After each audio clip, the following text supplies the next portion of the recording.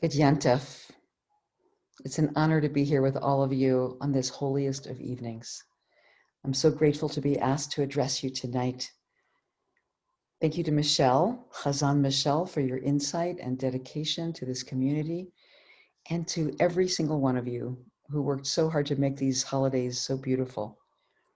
I'm only hoping that our technology will convey my love and my care for all of you, and my sense of incredible pride in seeing the incredible resilience and strength of character and vigor that this community has shown these past few months. This Yom Kippur is like no other because we find ourselves in a dark night at a time of crisis. Not just in this country, but throughout the world. Mother Earth is not holding back her ire. Around the planet, we see ecological disasters coming fast and furious. Simultaneously, thousands and thousands of lives are being cut short by the pandemic, and businesses and livelihoods are shuttered. True hunger is everywhere.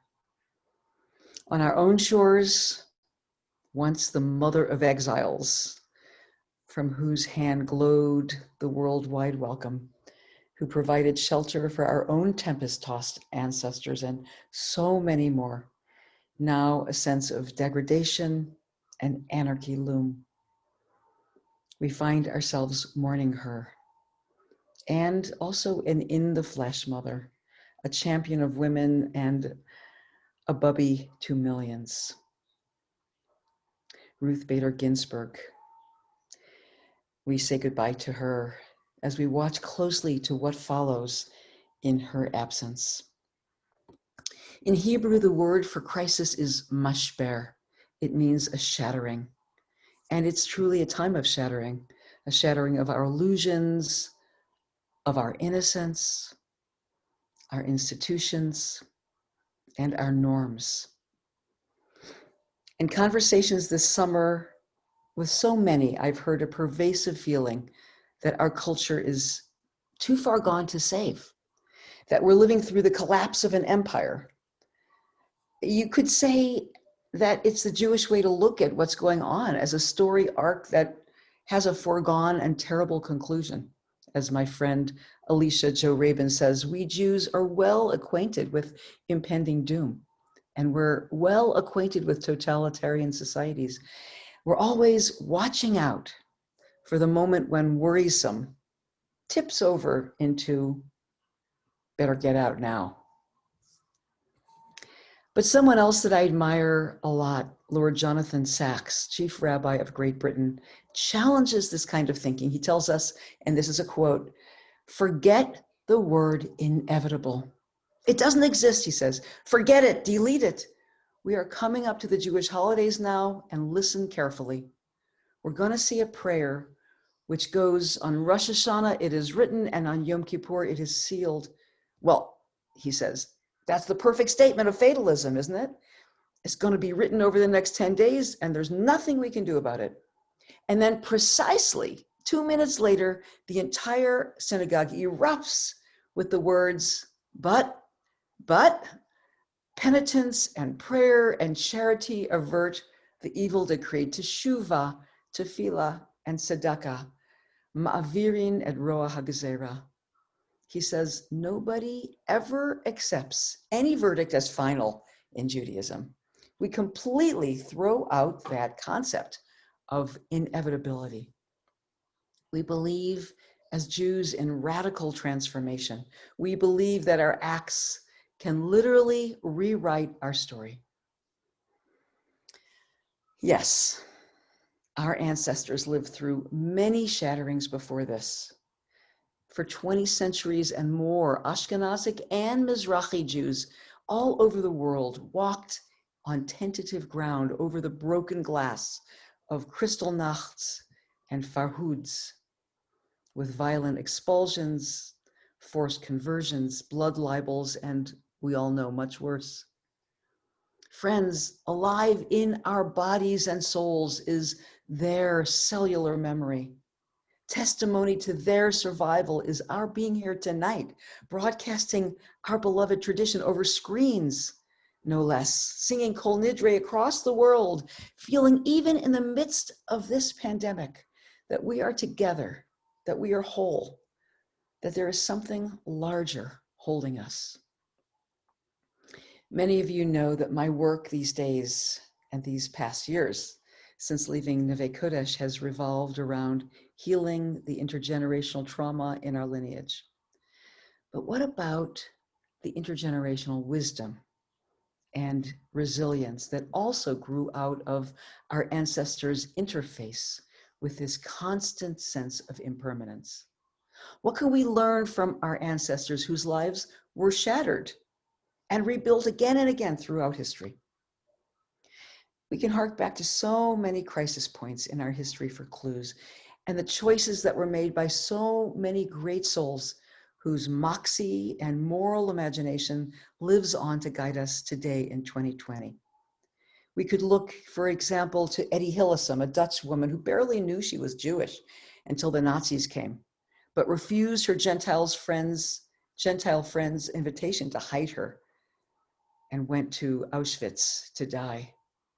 Or the Piaseczno Rebbe, who refused passage to America, insisting on staying with his people to the end, hiding his teachings in a bottle and burying them in the ground beneath the Warsaw Ghetto to be found after the war. But tonight, I'd like to take us back much farther to the year 70 of the Common Era, when the Romans held the entire city of Jerusalem in its siege. This was a time about as crazy and frenetic and fanatic and polarized as ours. The residents of Jerusalem were thoughtful. They stored food in case of a Roman siege. 3 wealthy families had donated huge storehouses of flour and oil and wood, enough supplies to survive a siege of 21 years. But there were those fanatics among the community, those vigilantes. They were called the zealots, the Jewish zealots, who were hankering for war. They were unhappy with the attitude of the sages who proposed sending a peace delegation to the Romans, because the Romans too wanted to negotiate. They didn't want to destroy us. In order to bring things to a head and force their fellow Jews to fight, this fanatical militia set fire to the city's food stores, sending the entire population into starvation. Those were Jews doing that to Jews. They also imposed an internal siege on Jerusalem, not letting their fellow Jews in or out. Well, the greatest sage of the time was Rabbi Yochanan ben Zakkai. He understood the politics of the moment and saw what was coming. But instead of surrendering to the inevitable, that all was doomed, though it sure looked that way, he acted to transplant Judaism, not only from its location, but from its entire vision, from its entire formulation. Now remember that at the turn of that millennium, Judaism was based upon the sacred technology of a priesthood, animal sacrifices, and a temple, to which an entire nation made 3 pilgrimages every year. And without these, well, what would be left of the religion? Now, Rabbi Yochanan ben Zakkai saw all of this coming, and he devised a plan that would allow him to get out of Jerusalem and do something outrageous. Listen to what he did. He faked his death. He climbed into a coffin. He got his students to carry him out of the city walls, saying that he had died by plague, and so nobody would want to open up that coffin. He thus defied the zealots' siege, and once out of Jerusalem, Rabbi Yochanan went very audaciously directly to General Vespasian's tent. Vespasian was the Roman general in charge of the entire Middle East and Jerusalem. Yochanan entered Vespasian's tent and said 2 famous words: "Your Majesty." Vespasian fired back angrily, "Who are you? I'm not the emperor, I'm only his general." And as they were speaking, a messenger runs up with the news that the Roman Emperor Nero had just died and that he, Vespasian, had just been appointed to be Roman Emperor in his place.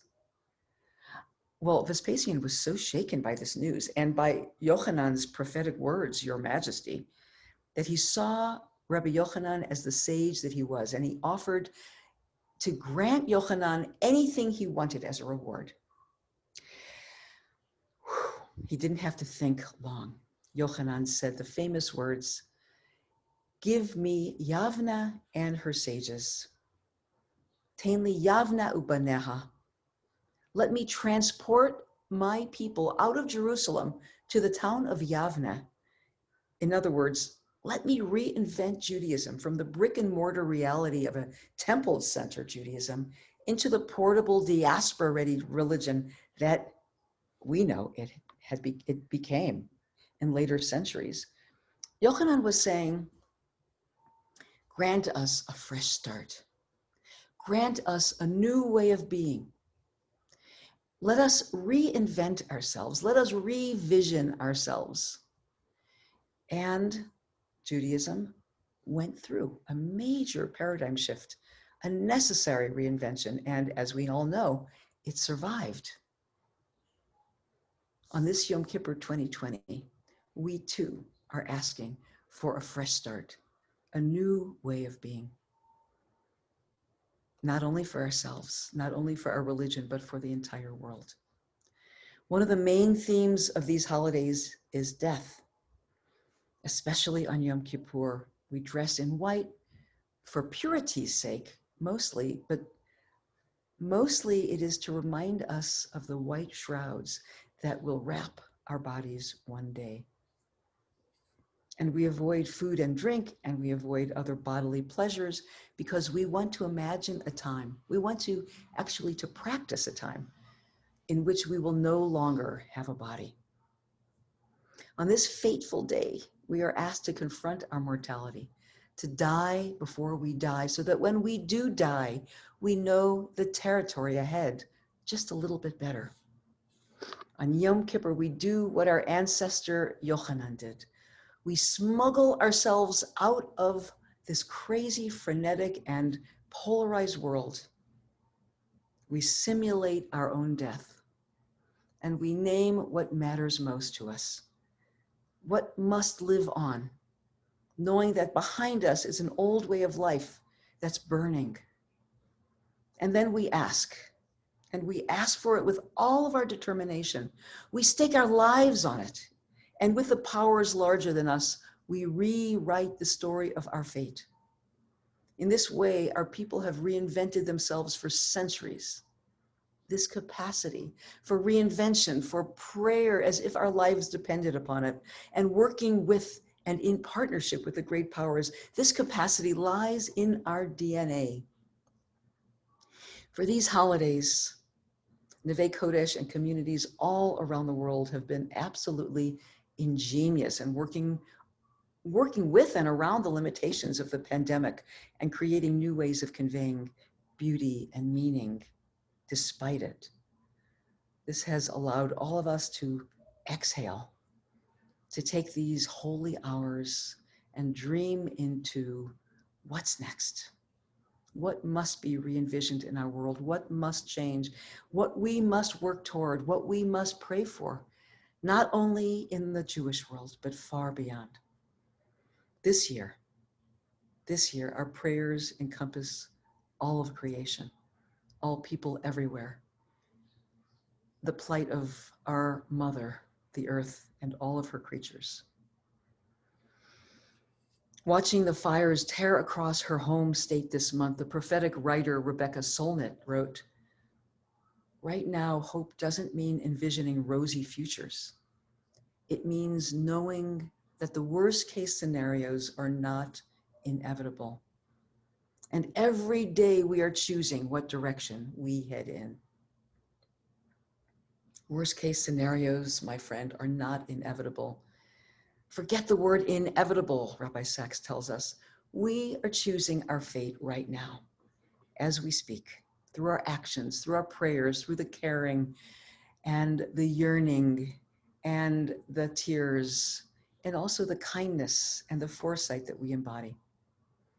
The deeply intelligent legacy of Rabbi Yochanan, Eddie Hillesum, the Piasatzno Rebbe, and all of our ancestors live on within us to help us now.